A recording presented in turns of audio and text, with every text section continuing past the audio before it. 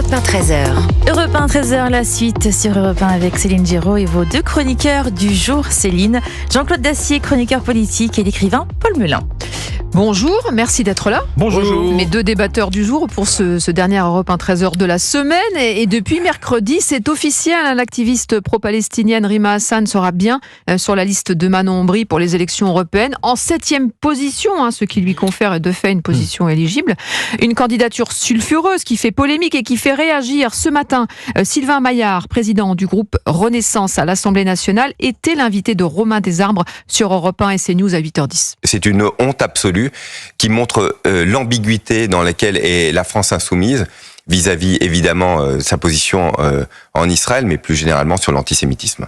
Je pense que peut faire la France insoumise de plus exécrable en envoyant une représentante d'une idée que le Hamas au fond est un mouvement de libération de la Palestine, n'est pas un mouvement terroriste. Le Hamas est un mouvement terroriste qu'il nous faut combattre. Et donc je trouve ça, je vous le dis, je trouve ça infâme de pouvoir mettre cette jeune femme sur les listes et imaginer qu'elle puisse devenir députée européenne, c'est-à-dire représenter la France à Bruxelles.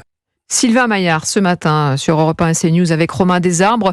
Jean-Claude Dacier, une réaction aux propos de Sylvain Maillard qui sont durs. LFI cible clairement l'électorat antisémite. C'est un ton très très sévère, très dur, je pense qu'il augure assez bien de ce que sera la campagne des Européennes, qui commence déjà. C'est vrai que l'arrivée de cette jeune personne dont j'ai oublié le nom, Rima Hassan, c'est cela, est certes pro-palestinienne. Elle a aussi, j'ai lu ça dans le Figaro de ce matin, elle a aussi traité le Hamas, dont elle est proche incontestablement, d'organisation terroriste. Alors on ne sait plus très bien. Je vais vous dire, ce qui est clair au jour d'aujourd'hui, si on peut parler de clarté dans une situation à ce point complexe, c'est que les bombardements que nous annonce et l'attitude militaire que nous annonce Netanyahou dans le sud de la bande de Gaza, à Rafah notamment, ne va pas arranger les affaires d'Israël, et que M. Mélenchon sait très bien où il va. Il fait déjà, lui aussi, une campagne européenne dont il attend un rétablissement spectaculaire. On verra ce que ça donnera. Il vise clairement le vote musulman.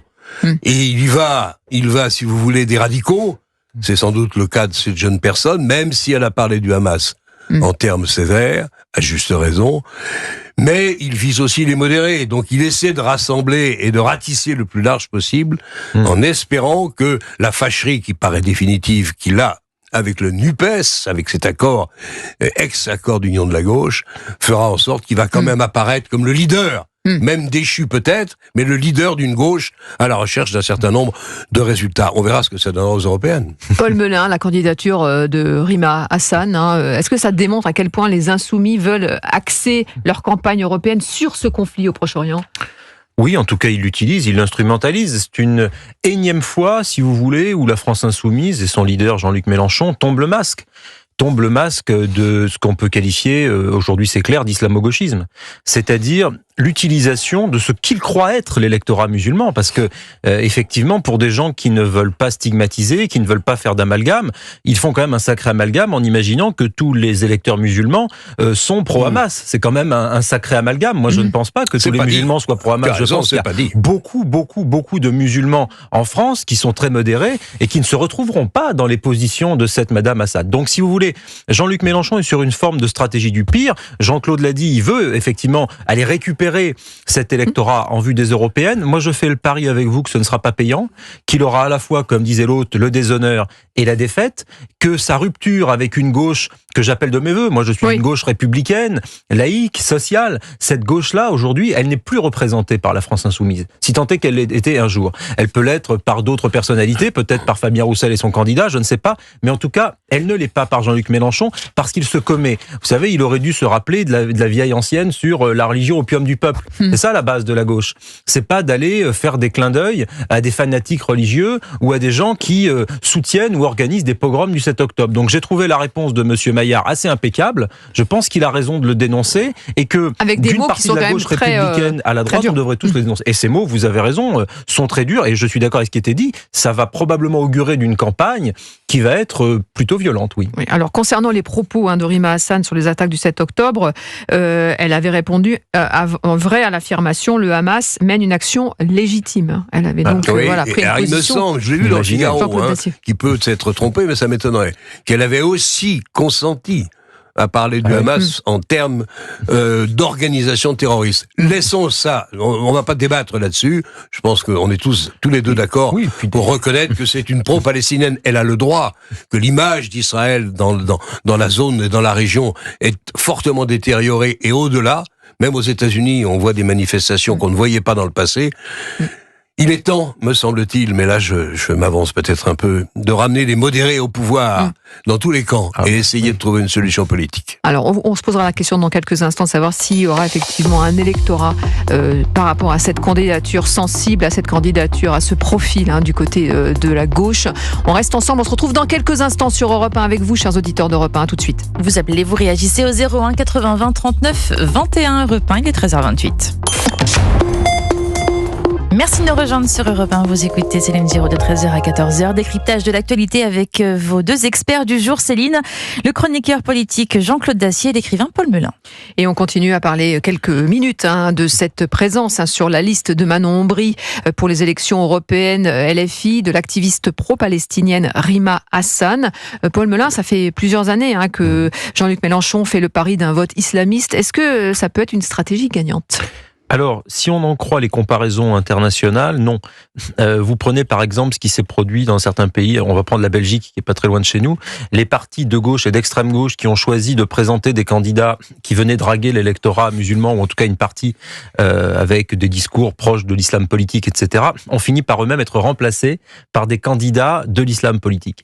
Et vraisemblablement, dans les quartiers dans lesquels la France insoumise réalise ses meilleurs scores aujourd'hui, dans certaines banlieues parisiennes, dans certaines banlieues de grandes métropoles, etc., il y a fort à parier que si jamais ils continuent à sortir comme ça du discours laïque et à faire les yeux doux aux représentants de l'islam politique, eux-mêmes, un jour ou l'autre, seront remplacés. C'est pour ça que la gauche a ce devoir à la fois moral et bien sûr politique, mais surtout moral, à mon avis, d'être intransigeant à l'égard de la laïcité, des valeurs républicaines, des principes fondamentaux que la gauche a elle-même contribué largement au 19e siècle à édicter. Je pense à la Troisième République. Donc, si vous voulez, non seulement ils se commettent moralement, mais en plus, pour un résultat qui va pas être au rendez-vous, parce que précisément, moi je pense qu'ils vont de plus en plus perdre les élections. Regardez les sondages pour les européennes, ils sont pas très très bons pour la France insoumise. Raphaël Glucksmann est devant, les écologistes seraient au coude à coude ou devant. Donc si vous voulez, par rapport à Jean-Luc Mélenchon qui a quand même fait effectivement un très bon score à la dernière présidentielle, là il est en train d'aller vers un décrochage. Depuis qu'ils prennent ces positions complètement folles et ubuesques depuis le 7 octobre, ils sont en train de décrocher. Donc moi je pense que ça va pas marcher auprès de l'opinion publique, mais l'avenir me donnera peut-être tort. D'accord, pas d'accord, Jean-Claude Dacier ? Oui, je suis assez d'accord. Vous savez, la dernière fois que la gauche a gagné, pour longtemps, c'était en 81. La gauche était unie. Là, la NUPES, je dirais pas est en miettes, mais enfin, elle est largement désunie. Et en plus, à l'exception de M. Mélenchon, qui incarne quelque chose, qui incarne un corpus, on est d'accord, on n'est pas d'accord, moi je suis évidemment pas d'accord, mais il incarne incontestablement quelque chose, politiquement parlant. Pour les autres, c'est un petit peu plus discutable et je ne vois pas comment ils peuvent se rabibocher dans les semaines et dans les mois qui viennent. Encore loin de la présidentielle, attendons déjà de voir les résultats des européennes, mais je vois déjà dans les journaux des papiers sur mais Hollande revient, si j'étais là, quand j'ai été président, j'ai fait ceci, j'ai fait cela, et il n'a pas... Bon, je pense qu'il sait quand même que ça va être difficile pour lui d'être réélu un jour ou l'autre président, mais enfin, il n'en désespère pas apparemment, ou il espère en tout cas jouer un rôle important. Ça peut lui suffire quand on est un homme politique, décrocher à son âge, c'est difficile. Il y a un espace pour les sociodémocrates, je pense, Jean-Claude Serre. C'est vrai que quand on voit comment la France insoumise a sali un certain nombre de combats historiques de la gauche, comment elle se commet et comment est-ce qu'une partie de l'électorat de gauche est orphelin, Emmanuel Macron, lui, il s'est plutôt droitisé. Il y a un espace pour effectivement une gauche dite de gouvernement, pour la gauche de Bernard Cazeneuve avec sa convention, etc.